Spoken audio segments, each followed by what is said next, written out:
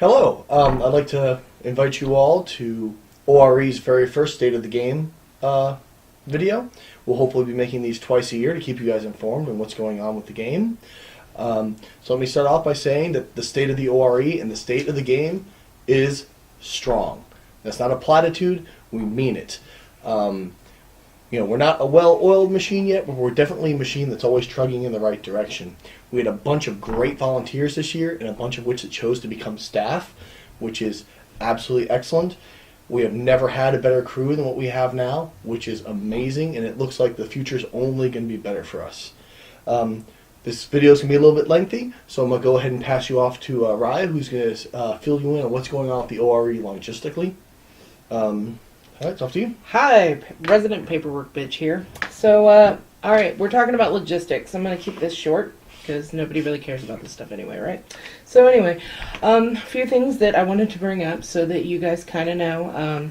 We are looking into some new financial software right now. I tried to find something that's kind of integrated with PayPal, something that makes it a little easier for us to get out invoices, keep track of our funds, all of that, so that we can have total transparency with all of our players, because that is a big belief of ours. Because Excel is great, but it doesn't get the job done quickly, effectively, and nor is it user-friendly. Yeah.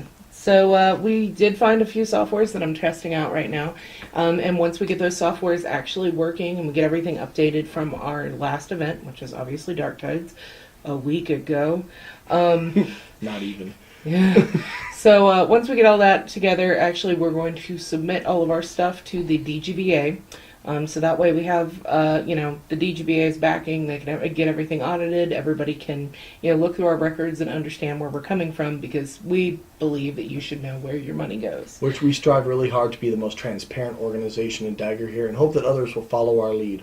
All right, so the next thing that I need to talk about is an upgrade we're trying to do, or possibly working towards. It's something I've been wanting to do for years, which is troll cards, which would mean you walk up, you have a barcode scanner type thing on the back of a card. I scan it with my phone. I show that your information is correct on your waiver. You sign a paper and walk out. Just something to make troll a little bit easier, because, dear God, everybody hates paperwork once again. So that is another improvement that we're looking into doing and trying to get implemented. I may need some help on some technical aspects of it, just because, though I know IT, I don't know everything. Another issue, well, not issue, I guess, another perk that we're looking into offering for the next event is babysitting. I've had a few people that have actually mentioned the possibility of them doing it. What we're going to make sure is that that person has first aid training, also that they know how to work with children. Somebody who either has children of their own or possibly has watched children as a professional. That would be a possibility at one of our events, where they'd sit with them while you're at the battlefield.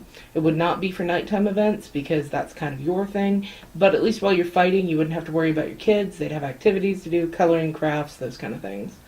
And I know that will probably make things a lot easier for those couples that, when the one parent has to stay with the kid, gives you the options. Next thing, medics. We had a lot of people volunteer for medics. Unfortunately, it was on Facebook. And if you don't come up to troll and tell me that you were one of those people that volunteered, I'm probably not going to know. So we did have enough medics. We did manage to get everything together. More medics than we needed, yes. Which was excellent. Yes. But we are going to try to get that a little more organized next time. Probably still going to offer the discount for medics that we did, because that seemed to work pretty well. As well as we do have 2 medic bags now, so one is always at the field, one is always back at the camps. So, even if you're at the camps and you manage to hurt yourself, you can find a medic still. Next thing is, at Troll, we are going to start writing your camp on your bracelet that you get, your event bracelet. The reason we're doing that is because it makes it a lot easier when you are inebriated for me to get you back to your camp. As a medic, sometimes I can't understand drunk people. So we're going to try that out. Thank you, Lothar, for that idea. I don't know if it was necessarily Lothar that came up with that idea, but he's the one that brought it up to me, so thanks for that one. Next one. This is a long-term upgrade that we're looking into, but I like to let people know, once again, where their money is possibly going, and that's a trailer upgrade. If you know somebody, if you know of one that we could possibly get for cheaper, right now we're sitting on a 4x6 that we got. That's an old U-Haul trailer. I'd like to upgrade because Odd takes a lot of room up. So, yeah, More we're looking... always more rope. So, we're looking into getting a bigger trailer. That's, like I said, a long-term thing. An 8x10 would be great, possibly bigger than that, because apparently Odd has a wardrobe. So, yeah, that is the next thing that we are looking to buy as far as a large purchase. Something I have to bring up that is a security concern, because this does fall under my logistics title. Underage drinking. So, here goes the truth of the matter. We both believe that at 18 you should be able to drink. You can die for your country, why can't you drink? However, that being stated, it is not the law, and we have to follow the law. Because if somebody is underage and found at our event, guess what? It comes on us. So, we don't really want that illegal liability. Sorry, 18-year-olds and under. So, if you are caught as an 18-year-old drinking at one of our events, expect there to be a punishment. I do not have a problem with banning people. Just ask. Yeah. Also, if you assign a guardianship paperwork and you have a person under the age of 18 at our events, something very bad will happen, because that is literally criminal negligence on our part and will not be tolerated. And it makes me terrible. It makes me feel terrible when someone's unruly, person they're watching just disappears on them and they get wasted. But, as a parent, you have a duty, or guardian, whatever, to keep an eye on the people underneath you. We don't have a choice. We have to drop the hammer, and that's just how it has to be. And it will suck when at 7 a.m. we have to kick you out.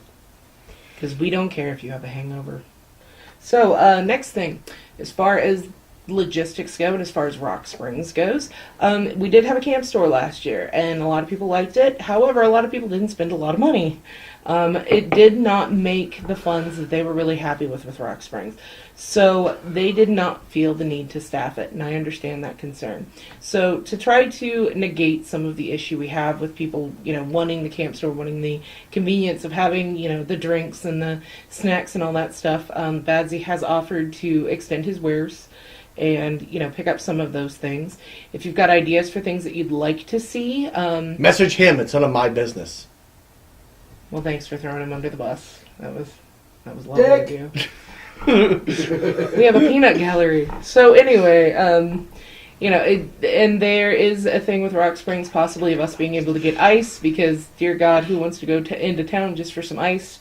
I know it is a 15 to 20 minute drive, and you can get a gallon of A&W root beer, which kind of makes it worth it. However, I personally hate leaving the site if I have to, or if I don't have to. If I have to, I kind of love leaving it. Anyways, so the next thing that I have to bring up as far as the site is cigarette butts. I understand your filthy, filthy habit. I get it. However, you cannot leave cigarette butts on the ground. This is a wildlife refuge, okay? We're nice enough to share it with the animals. Therefore, if we find cigarette butts on the ground, we have kicked people out of their camps for it. And we will do so again. So what you need to do is make sure that those cigarette butts either go into the fire and get completely burned, or they have to go in the trash, all right? Also, another thing, we did not put up signs for this, but thankfully it seems like most people remember this one. No smoking on the field, okay? Smoking does not go past our parking lot that's right there by the dining hall. The Wiedemann Dining Hall is what it's called. So if you're at the field and you feel the need to smoke, you have to walk over to the parking lot, okay? Like I said, I didn't see a lot of people doing that, so I think word has already passed on that one, but just a reminder. So the next thing, I guess, would be equipment purchases. Hey. All right, rope. Rope's a big deal. We had some rope out there that was subpar, but every year there's only so much, money that she lets me spend on rope. Anyway, there are lots of options. You can see that we are actually physically doing our research to find the best color combinations that show up on green grass. The orange seemed to work pretty well. The yellow one seemed to work pretty well. But there's lots of ideas that come in when people think about elevated rope and stuff like that. But there's tripping hazards, or whatever it would take to hold them up and hold up to the winds at our site would be dangerous to land on. So we have to take these things into consideration. It sucks, but it kind of is what it is. If you have an idea that you think will work, please feel free to message us, and we probably will have a way to tell you no. But because the things we're looking for the most is availability, we have to be able to consistently get it. Visibility, you have to be able to physically see it as well as humanly possible, and that has to be countered with cost and storage space. Like, there's lots of options at work that are too big. There are lots of options out there that are too expensive. And I'm not willing to jeopardize future events by, me collecting a bunch of frilly rope that nobody can see. Again. And it has to be reusable, which is why we don't use field paint. Except for unlimited quantities for where it would be best. Next comes down to is player identification. We finally gotten to the point where people need to know who's on the other side. Yay, mercs. Which is excellent. We've had more fighters on the field at this Dark Tides than we had at any other event so far, which is amazing. We are not going to go with headbands. Headbands are lame, they're frayed, they cut people up, and nobody has time to hem 300 plus headbands. It's not a viable option either labor or time-wise. We could be doing that, we could be working on NPC costumes. You're going to have to make So what we're going to do is we are going to buy bulk single-color bandanas. Well, maybe single-color, depending on what we can find. Nothing modern print, because that would be dumb. And what we're going to do is get a bulk amount for at least one side to hand bandanas and one side not. And we will have a bucket on the field, and people will get bandanas at the end of the fighting day. They'll take their bandana off, and they'll drop it into the bucket.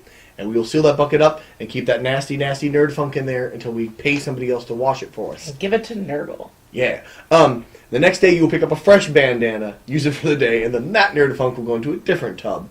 And so that's the route we're going to take. We're looking at 22-inch bandanas, so they won't be easily hid under a thing, etc., etc., etc. Moving down, we're moving towards better NPC identification. We're doing this just this year by improving our NPC costuming and creating more standard Dark Tides tabards. Like, for things we cannot make elaborate costumes to, you may find we may get a black tabard with a dragon torso on it, and then 2 more tabards that have a claw on it. So it'll help more easily identify the NPCs until we get to the point where we can afford large-scale costuming. Because unfortunately, we're not a LARP, and we don't do this every single... Well, we are a LARP. We don't do this every single month, so we don't have the money that comes in. The Iron Golem was expensive. Now, if you guys... we will take any donations you're willing to give specifically towards it. I love it when stuff comes in for NPCs, but I do the best we can with what we got. Now we're going to move in specifically to the event Dark Tides and what's going to happen. The city was a huge success, which was our big experiment. It was one of the reasons why the scenarios were a little dumbed down for this year, or because we were trying the setting and we didn't with the single field, and we were not sure 100% if that was going to work. And it did. It was a great success. So from future Dark Tides from now on, field battles will be in a single setting through the course of the day, and we will publish maps if it is proven to be to do that every single year. So well done, you guys did a great job with it, and it was easy to put up, easy to tear down, so we're going to continue doing that. In this following year, it's actually started already, because when we left the event, there were members of the staff who were automatically writing fluff and stuff for the next year, and world building off this continent that we have, that we've posted a map for. Anyway, so there will be lots more fluff coming in between years, like the stuff with Lady Davenport was doing through up to the event. Little post bits of RP. Hopefully, we will have a date for Dark Tides in the next 2 weeks, and hopefully for next year, so we can start. We'll literally be working on this Dark Tides and this coming event at the same time. I know, but if we do it slow, we'll be fine. A thing that we did in the original Dark Tides we thought was a great idea, but we had to stop because of the raw logistical nightmare of it was flowchart-based battles, where one battle would lead into a specific battle that would lead into a specific battle, and we could not think of a way to make that properly work at the game. In the game mechanics-wise, it didn't have us on the field for 4 or 5 hours a day picking up rope and tearing down rope. But with the city setting, it actually is going to allow us to actually return to that. You won't always know what the battles are and which ones are coming based on which which team goes, but we will be able to actually in the future do more fluid battle styles. And the battles, which actually kind of moves to the next one, are going to move into the individual battles are going to start to mean more. When we separate people into teams that are going on, the team at the end of the battle will, at the end of the event, will be able to choose what happens. Every single battle will tally a point towards that team or whatever, and the team that nets the most wins will be the team that decides, not just the one that fills a victory condition at the end. We moved after that first time of being more linear. After we took away the flow charts because, well, the story required it for a while, and then again experimentation. But we're actually really excited to see that coming back. Now that's your Dark Tides announcements for right now. More coming on that later. We're going to move on to March to Honus. March to Honus is our 4-day event that's going to help prep us towards our 7-day event. And that's this fall. We're looking at the beginning of October. Because August in Kansas is miserable. We have heat casualties. It's terrible. People drink too much, they don't hydrate enough, and then when people dropping on the field, it's just unacceptable. So we're thinking about doing early October, which is in Kansas tends to be a pleasant time of year. Yes. This isn't New York, this isn't Minnesota, this isn't Nebraska or even South Dakota. It's pleasant. Sometimes into the 80s, like mid 80s in October in Kansas. And little to no precipitation. That ever happened. Yeah. The nature of the March to Honus is an RP light event. Since we are the ORE and we already have this infrastructure in play, we know people come to our events looking for this kind of stuff. And so, there might be things open from year to year. Probably the tavern will be open because those guys love running the tavern and love taking your pretend money. So if you do come to the event and you do have money, we will make sure that there's something there for you to spend it on. But the nature of the March to Honus is we're still working on the fluff for it. We're basically thinking that it's the march to kind of like an Olympic style mentality that the god Honus has decided that he is going to run a series of games to see who's going to be his champion. Psst, Honus means honor. It does. Not Honus. It could also mean Honus. Possibly. Anyway, penis. It's really late. So this would be the people marching and training to get ready for the games of Honus. We're looking for examples of non-standard competitions and stuff to run. I mean, you can go anywhere and get your standard single blue tournament, your red tournament, etc., etc., etc. We're trying to mix it up a little bit. For example, we have a disc golf course on the grounds we play on. Our archery tournament's probably not going to be people sitting around shooting each other. It's probably going to be, here's your arrow, or you bring your arrow. You start here. The person to make it to the end of the disc golf course with the least number of shots will be the person who wins. We'll do stuff. I am 100% sure that I'm going to make sure that we have a severed head to throw, so we can have a severed head toss, or barefoot races. So we all sorts of competitions of that nature. Not to mention, we want to do non-standard tournaments. So it might be, instead of just being your standard tournament, you might have to pick a battle buddy for the day, or et cetera, et cetera. If you have any ideas for great non-standard tournaments, we will totally take them and try to find a way not to say no. Man, this is taking a while. Uh-huh. We're too slow. Hang on a second. You just make me want to drink. That's all it is. Rope. All right. We at the ORE, especially with our props and the like, we really love the arts. We think classes and demonstrations are very, very important to Dagger here. And we're willing to give discounts to people who come, and we're willing to run classes or run demonstrations. If you require some materials, the event will be able to provide some materials. Mm-hmm. Everything, Rhia and I may host a event running class we're thinking about to help people bring a higher level of professionalism and integrity and transparency to their events. Not that we're the best by any means, but we're one of the few people willing to document it. Yeah. We don't believe in secrets like that. Like when I invent sword tech, I will give it away to everybody just so that the sport's improved, and that's what we're pushing for. Another thing about our Honus events, we want them to be multi-realm, multi-units events. The Midwest, we don't have a whole lot of that. It's one of the pros of Ragnarok, is there's a lot of people out there. We want your unit, your realm, to volunteer. Yeah, this is not going to be the beginning of what Rag was, where Eritari basically ran everything. We want everyone in. No disrespect. I mean, Rag happens, and it's awesome. But we have the advantage of being able to start out being multicultural instead of becoming multicultural. Right. So it might give us a better baseline. Yeah. And we want this to be everyone's event. This is not just our Speaking event. of which, I forgot to do it earlier. We got to give a shout out to the Children of Morgan for the exceptionally fast and efficient weapons check they did at this Dark Tides. And thanks to Drek as well for running armor check. Sorry I didn't get around to that earlier. I should have did it. And mad props to those people. They were exceptional. Even but yes. Jorgen was awesome. Yeah, even Jorgen. Boss, just push people in front of it. Colonel Sanders is going to kick your ass. But yeah, a volunteer. Even if you're just 5 people from the middle of nowhere, but you think you have a guy who wants to learn how to do armor check, we will take your volunteers. We will train your volunteers. We want as many people involved with this as possible.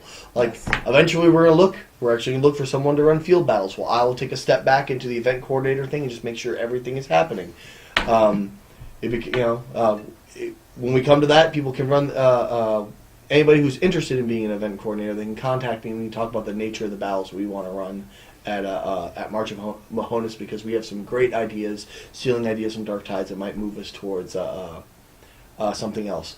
Like, instead of doing necessarily a city like that, we put up a couple boards of just raw terrain and we just change where the res points are, or put out our flags, our control points. Yeah. In the battles after the fact. So that way we don't have to do multiple field setups over multiple days, which is excellent. Yeah. Moving on finally to Plains of Honus. So this is our week-long. Plains, because, well, we're in Kansas, and Honus, because it makes us giggle, but also because it is the God of Honor. So basically it's breaking down to the Fields of Honor is what we're looking for. And that's why we went with the name.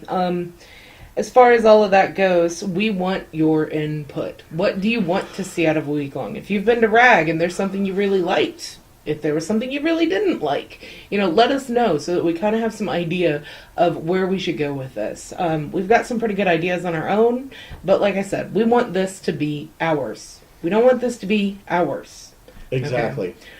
This is not an event that, we're wanting to just run and you guys show up. We want you guys to participate. And anything you learn at our events, remember, since we're getting better at this, we want other people to be better at this as well. If you have a up-and-comer that you want to learn how to do armor check, or to learn how to write field battles or something like that, a guy in your unit who wants to learn ORE style, we will take your volunteers and we will train the shit out of them. And they will work at Dark Tides and they will hate me for the rest of their lives. Yes, they will. But, say you have somebody that, wants to run a day battle, or somebody who's run a really, really successful day battle. We're all for sharing information. If you've got better ideas than we do, give them to us. We can integrate them, and we'll share information back and forth. We have no problem with that whatsoever. So, if there's something, like I said, that you'd like to see, if you've never been to a RAG and you just kind of want to get an idea of what things are, feel free to ask us. We have the ORE Facebook for a reason. There's about 4 of us that monitor it so that we can actually reply to you. And sometimes they don't talk about dicks. Occasionally they don't talk about dicks. So, I think that pretty much wraps up what we were wanting to say in this. I think I'm going to finish my drink, and then I'm going to go to bed because I just got off work. One last thing. We are still... 2 a.m. I know. One last thing we forgot. There's one more event. We are trying to do what we call 0.5s, which are our day events. We are looking into finding an underground paintball range to do it in, so we can do an adventure and or dungeon crawl. It all depends on pricing and if we can find a place that's willing to give us enough time and doesn't have any insurance qualms. If we do these, it'll probably be a hard floor and it will be a knee pad require event.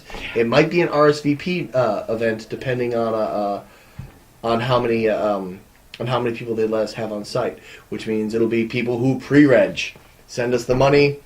those be the people who have dibs on being in there. There's all sorts of logistical nightmares that are going with that, but man, we really, really want to have it, especially since that part of our map is filled with crags and openings to our world's Underdark, which we call the Dunkelheit. German words are awesome. You just really wanted to say that. I just really wanted to say Dunkelheit. It's true. All right. Well, I think we're going to log off of here, and since my She's husband gonna go to is- bed, and I'm gonna go play Grand Theft Auto 5. Yeah, since my husband is staring at me, and he looks like he's half asleep anyway. Did you finish the goddamn Terry Pratchett book already?